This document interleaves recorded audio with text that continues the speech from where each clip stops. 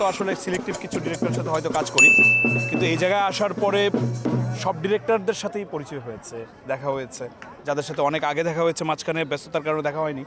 আজকে আসার পরে মোটামুটি অনেকের সাথে দেখা হয়েছে, এটা খুবই একটা ভালো, মানে এতে করে ডিরেক্টরদের সাথে আর্টিস্টদের যে একটা বন্ধন, সে বন্ধনটা আর মজবুত হয় আমার কাছে মনে হয়।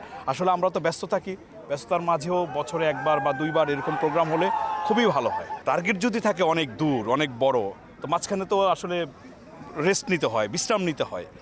আমার শুরুতেই টার্গেট ছিল যে আমি শুধু অভিনয়টাই করবো আর কিছু করবো না। তো এটা তো লং প্রসেস, আমাদের দেশের বিশাল কঠিন জার্নি একটা। ওই জার্নিতে যাওয়ার জন্য একটু দম নিয়েছি, জব করেছি, 12-13 মাস জব করেছি, আবার জার্নি করেছি।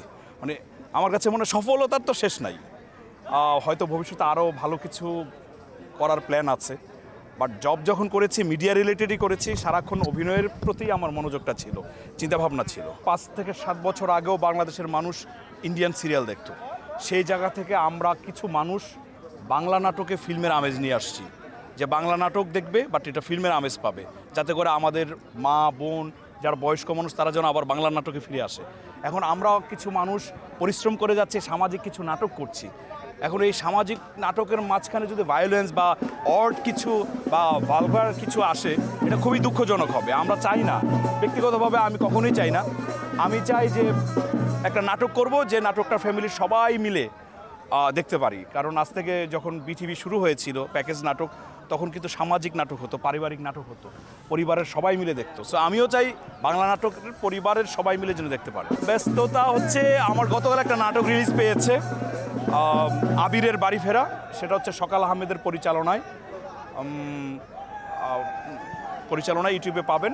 তারপরে এখন ব্যস্ততা হচ্ছে আদিবাসী মিজান ভাইয়ের কাজ করেছি, আমাদের সবচেয়ে এখন যেটা জনপ্রিয়তা পেয়েছে কালো জাদু 1 এবং 2, আমরা পার্ট 3 আসছে কালো জাদু, যেটা বাংলাদেশে মোটামুটি একটা আলোড়ন তৈরি হয়েছে কালো জাদু। সো আমি বলবো যে সামনে কালো জাদু 3 আসছে, সেটা দেখবে সবাই। আর অন্যান্য নাটক নিয়ে তো ব্যস্ত আছি সব কিছু। আবিরের কোথায় ছিল, আবির আসলে কোথায় ছিল সেটা যদি বলে ফেলি তাহলে নাটকটা দেখতে চাইবে না। আমি তো একজন অভিনেতা, আমার কাছে আমি থিয়েটার অভিনেতা, আমি 2005 সাল থেকে অভিনয় করি, স্টিল নাও করছি। পৃথিবীর অনেক কান্ট্রিতে আমি গিয়েছি, অনেক কান্ট্রিতে, এনএসডি থেকে শুরু করে ইউরোপ, আমেরিকা, অনেক জায়গায় গিয়েছি অনলি ফর থিয়েটার। সো আমি মনে করি সব ধরনের ক্যারেক্টার করার জন্য আমি ক্যাপাবল আল্লাহর রহমতে। কিন্তু আমাদের দেশে একটা প্রচলিত নিয়ম, যে যেই ক্যারেক্টারে ভালো হয়, ভিউ পায়, সেটাতে ডাকতে থাকে, এতে করে আসলে কিছু করারও থাকে না। কিন্তু মানসিকভাবে খুব যন্ত্রণার মধ্যে থাকি এক ধরনের ক্যারেক্টার প্লে করতে। সো আমিও চাই না এক ধরনের ক্যারেক্টার প্লে করতে।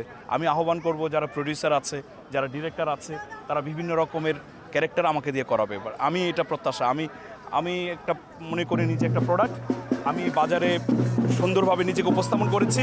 এখন সবার উচিত হবে আমাকে ভিন্ন ভিন্ন আমেজে বিভিন্ন জায়গায় প্রেজেন্টেশন করা। এটা আমার ডিরেক্টর এবং প্রডিউসারদের উপর ডিপেন্ড করবে।